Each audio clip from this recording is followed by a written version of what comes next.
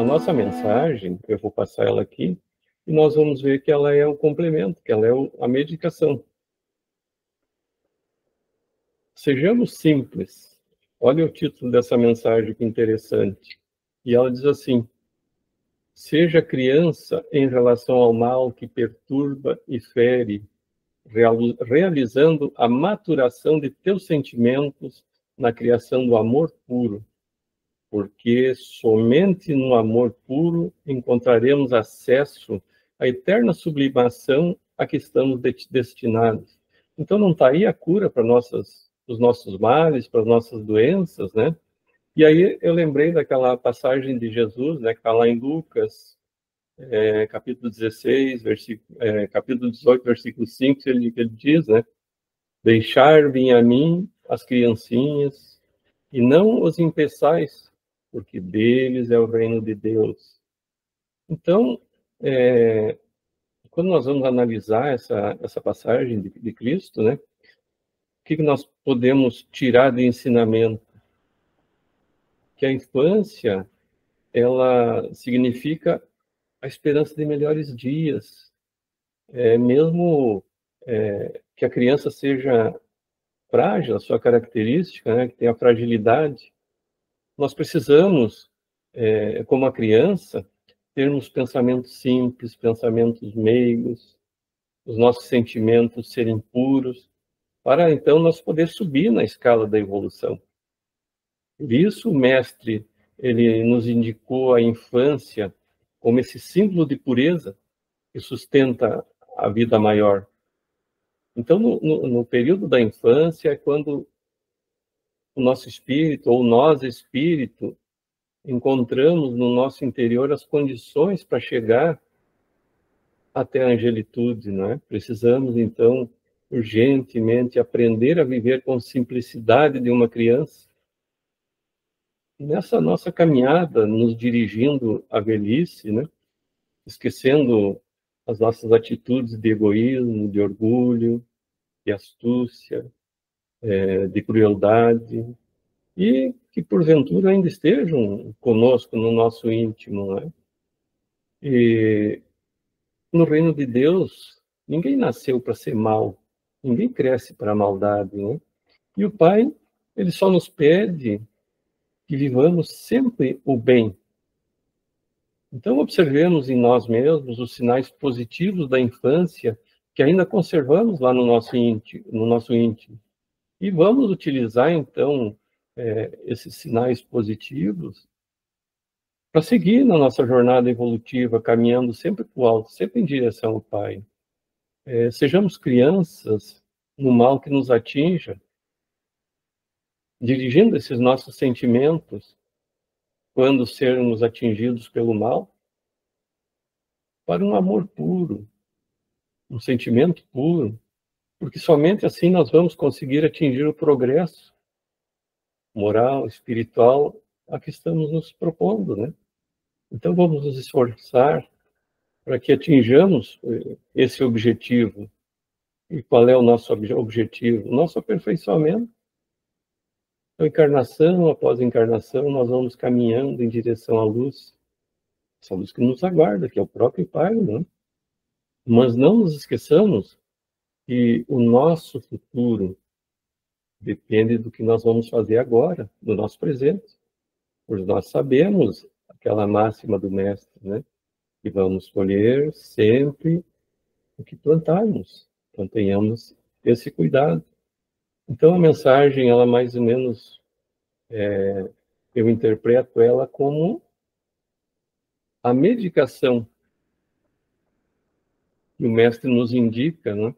A esses males que ele nos coloca ali naquela parábola, né? Esse amor puro, o amor da criança. Alguém gostaria de algum comentário sobre a nossa mensagem? Todos tranquilos? Fátima, Cristina, Marilene, seu Edgar, Kátia, todos tranquilos? Podemos seguir adiante?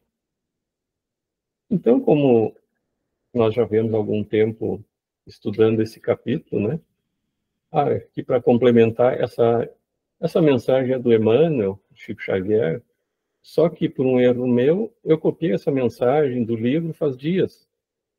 E eu tenho, no computador, eu tenho mais de 400 livros do Chico. E eu não lembro de qual deles eu peguei. Então, eu vou ficar devendo aqui o nome do livro, mas o autor eu lembro que é do Chico, que é Emmanuel e Chico Xavier, mas vou ficar devendo o nome do livro. Então, pessoal, nós ainda estamos estudando o roteiro 3, que é a metodologia e critérios utilizados na codificação espírita. É bom que a gente, todos aqueles que vêm participando dos nossos encontros, se não puderam acompanhar o presencial, olhar então os vídeos, que fica gravado o nosso encontro, né? Porque eu não vou ficar voltando, relembrando o que nós já passamos, porque senão nós demoraríamos muito tempo. Eu vou seguir adiante, e aqueles que porventura não pegaram os encontros anteriores, podem olhar nos vídeos que estão gravados, né? Então, nós estamos falando dessa concordância entre toda a codificação, né, da universalidade, da concordância. O que é a concordância? É a harmonia estabelecida entre as coisas. Então, existe uma harmonia em toda a codificação, que essa concordância, então, ela é a base em que nos apoiamos quando formulamos um princípio da doutrina. Então, a doutrina espírita é toda baseada nessa concordância e universalidade. Nós temos falado bastante sobre isso, não é? Então, não é porque esteja de acordo com as nossas ideias que o temos por verdadeiro. Não nos arvoramos absolutamente em árbitro. Isso é Kardec falando, né? Os próprios espíritos falando com Kardec que eles não se arvoram em árbitros supremos da verdade. E a ninguém dizemos, dizem os espíritos, crede em tal coisa porque somos nós que vos dizemos. E como os próprios espíritos dizem, muito do que foi trazido é a opinião deles próprios. E como nós sabemos, quando nós desencarnamos, nós não ficamos melhores ou piores, nós continuamos o mesmo. É claro que após o desencarne e vivendo na erraticidade, nós vamos continuar estudando, aprendendo e evoluindo também. Nós não vamos ficar estacionados na erraticidade até a próxima encarnação. Nós vamos continuar evoluindo, mas vai chegar um momento em que nós precisaremos reencarnar. Eu não lembro, não sei se você lembra, Cristina, se é no nosso lar que tinha uma dirigente do nosso lar que já estava há 2000 anos na espiritualidade e precisava reencarnar. E ela acabou saindo da direção para reencarnar. Então, veja, esse espírito por 2000 anos no mundo espiritual, mas trabalhando, evoluindo, tanto que era dirigente do nosso lar. Então, nós, quando vamos para o mundo espiritual, também vamos evoluir. Agora, quanto tempo vamos ficar lá? Não sabemos. Né? Podemos ficar meses, anos, séculos. Tudo depende do que vai acontecer lá. Não temos como antecipar o nosso período na erraticidade. Existe um filme muito interessante, eu não sei, acredito que muitos já viram, que é A Minha Vida na Outra Vida. Ela fica poucos anos na erraticidade, tanto que ela conhece os filhos dela, ela jovem e os filhos velhinhos já, não é? É um filme muito interessante, eu não vou contar o enredo aqui, mas quem não assistiu, assista. E aí, no final do vídeo, eu tenho o DVD, a doutora Marlene Nobre, que já desencarnou, ela explica o porquê que ela tinha tantas lembranças assim. Porque, segundo ela, o espírito, quanto menos tempo fica no mundo espiritual entre uma encarnação e outra, mais ele lembra do passado, mais ele lembra da encarnação passada. Então, por isso, ela lembrava muito desse período que ela viveu, teve na outra vida, no caso, ela era uma americana e viveu na Irlanda, né? E ela tinha sonhos e imagens muito nítidos na mente dela. Então, a doutora Marlene Nobre explica isso, porque ela passou pouco tempo na erraticidade. E uma coisa muito interessante, quando a Cristina falou em DNA, nós não nos damos conta, mas nós temos um DNA espiritual também. Por isso nós não entendemos Jesus ter uma aparência diferente da humanidade daquela da época, porque o DNA de Jesus era perfeito, né? Ele não poderia ter uma expressão rude. Ele não poderia ter, porque a maior parte, quando nós reencarnamos do DNA, está no perispírito.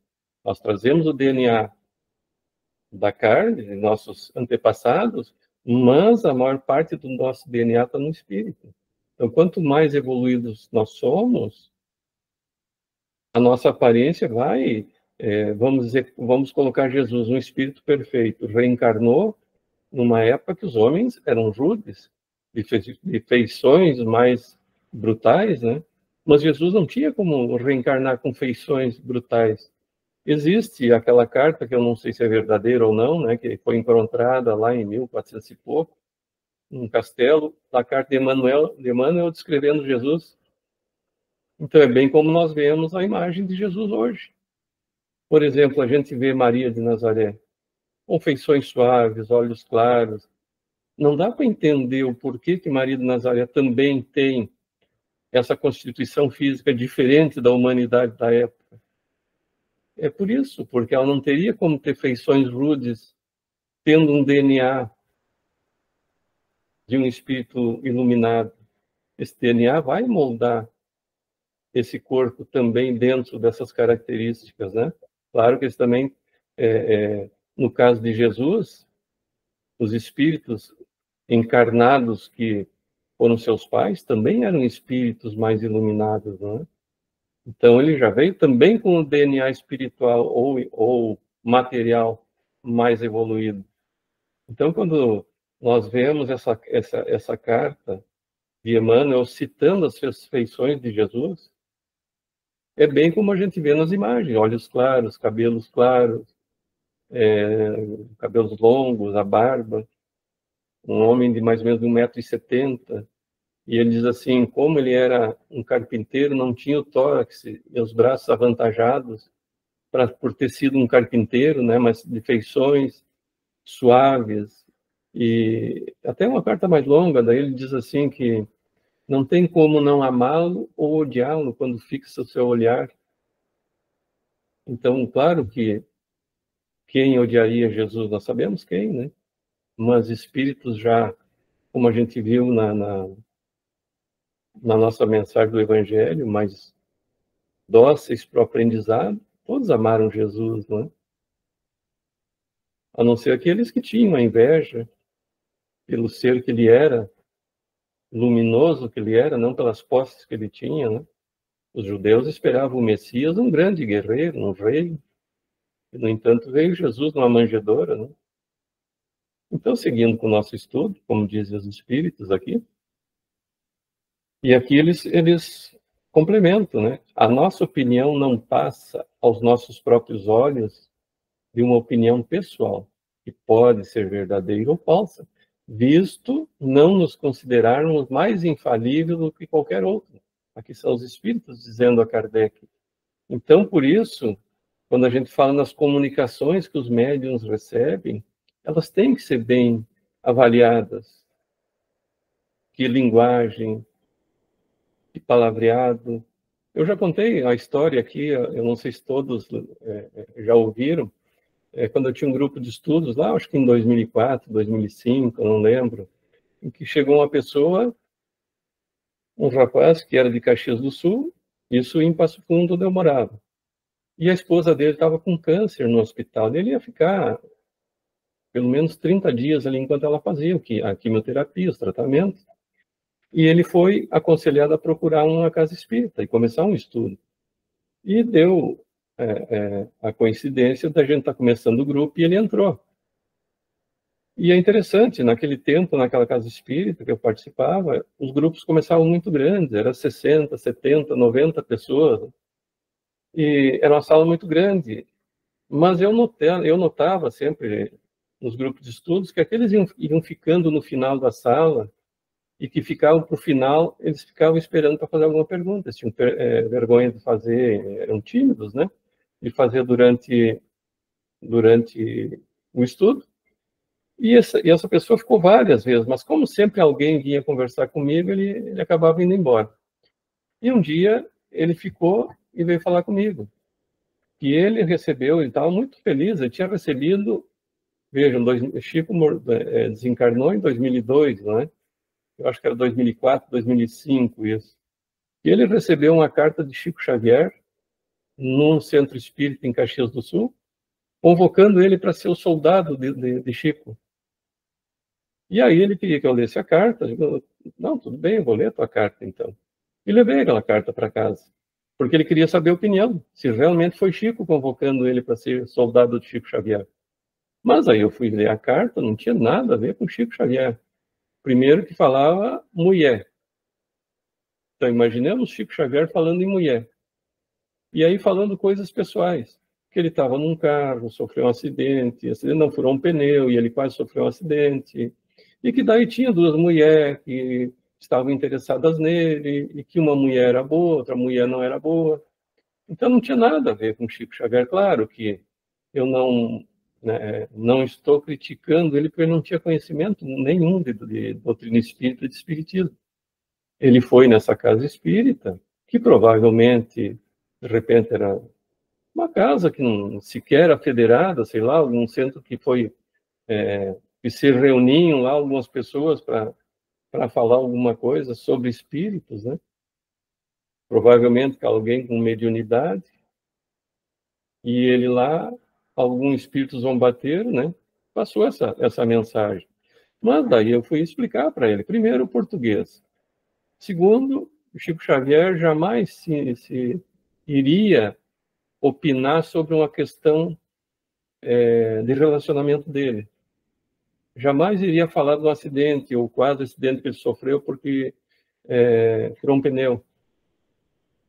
E aí ele ficou assim bem decepcionado, tanto que ele não participou mais do nosso grupo de estudos. Mas eu não posso omitir esses fatos, né? Porque a pessoa tem que ser esclarecida para procurar algo, então, que seja dentro do que é correto. É como nos dizem os espíritos aqui, ó. Então, a nossa opinião, ou a opinião dos espíritos, quando participamos de algum grupo mediúnico, por isso aí é importante a moralidade do médium que está recebendo essas comunicações, né, transmitindo essas comunicações dos espíritos. Então, nós temos que ter muito cuidado, os locais que vamos frequentar, as casas que vamos frequentar, para não cair nesses embustes, vamos dizer assim. Porque acabamos sendo enganados, nos fascinamos, pensamos que é verdade. Imagina, aí eu recebi uma carta de Chico Xavier me convocando para ser um soldado de Chico. Claro que a pessoa não tem noção de espiritismo, de doutrina espírita, nada. Então não é uma crítica a essa pessoa. Mas, quando ele trouxe a carta, e que eu expliquei para ele que não teria como ser Chico, e outra coisa, 2 anos depois de Chico ter desencarnado, pelo que eu saiba, Chico ainda não tinha se comunicado através de ninguém. E se Chico fosse se comunicar, através de quem Chico se comunicaria? Através de mim? Claro que não. Seria de quem? De um Divaldo, provavelmente, não é? Então, são vários fatores que a gente tem que analisar quando vai receber uma comunicação espiritual. São todos esses detalhes. Claro que também não podemos criticar as pessoas que não têm esse entendimento, não é? E às vezes procuram outras pessoas que não têm o entendimento, mas dizem qualquer coisa para dizer que sabem, né? Então nós temos que ter esse cuidado. Então, pessoal, sempre que eu estiver falando e alguém tiver algo para complementar do nosso estudo, alguma coisa, alguma história a nos contar, por favor, me interrompam. Não fiquem só me ouvindo, pode auxiliar no estudo também, porque eu sou um estudante também. Por favor, Cristina, fique à vontade.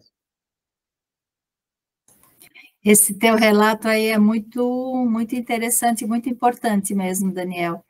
E assim, tu estavas falando ali desses espíritos de alta evolução que vêm nos ajudar, né? É o caso da Alcione, né? No filme Renúncia, ela tinha, no livro, né? Ela tinha sido a Célia, 1000 anos depois ela reencarna como, ela é a Alcione lá em Sírios já, um planeta mais evoluído que o nosso, e ela quer reencarnar para ajudar o Carlos, né? E ela é alertada pela espiritualidade, olha, tu tens certeza? E ela se propõe a vir ajudar 4 espíritos altamente devedores. Quem leu Renúncia sabe o quanto ela sofreu, mas ela conseguiu, né? Essa tarefa que ela se propôs. E na descrição de Jesus que tu falasse, com relação a esse DNA espiritual, isso aí também é muito, muito interessante, né? No próprio livro Há 2000 anos, o Públio, quando encontra Jesus, ele próprio também, ele descreve Jesus mais ou menos como essa carta que tu falasse, né, que foi encontrada depois, mas lá no livro Há 2000 anos também. E o Públio, quando ele vai encontrar Jesus naquela noite, pedindo a cura da filhinha dele, a Flávia, que está com lepra, ele está indo na estrada à noite, porque ele não quer ser visto, o senador, né, famoso, importante, vai lá falar com aquele nazareno, o pobretão lá todo. E aí, quando ele vem vindo na estrada, quando Jesus aparece, assim, para ele vindo, né, ele fica com as pernas moles, ele começa a chorar, né, ou seja, a energia que emanava daquele espírito, né, Jesus chegou a influenciar de tal forma o Emmanuel, que era o Públio na época, que a Lilith teve uma oportunidade fantástica que ele deixou passar, né, deixou passar e depois teve que fazer toda a jornada dele, né, mas agora está aí de novo, né, agora reencarnado provavelmente, né, então são coisas que trazem tanto alento para o coração da gente, né?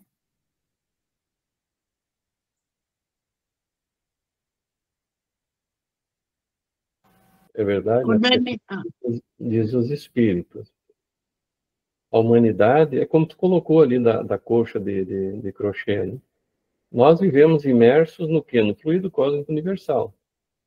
Então, tudo está interligado, não existe nada que esteja fora desse universo.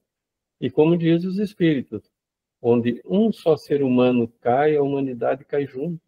Por isso que há essa transmigração de mundos para outros mundos, que nem agora, como diz o Divaldo, os habitantes de Alcione vêm nos auxiliar, dar um impulso final para a regeneração. Porque os bons vêm auxiliar os que estão atrasados na caminhada. Mesmo nós um dia faremos isso, se já não estamos fazendo isso. Podemos fazer isso agora, nessa encarnação. Então, vamos entender isso que os espíritos nos dizem. Eu não consigo caminhar, claro, a evolução é individual, mas eu não caminho sozinho.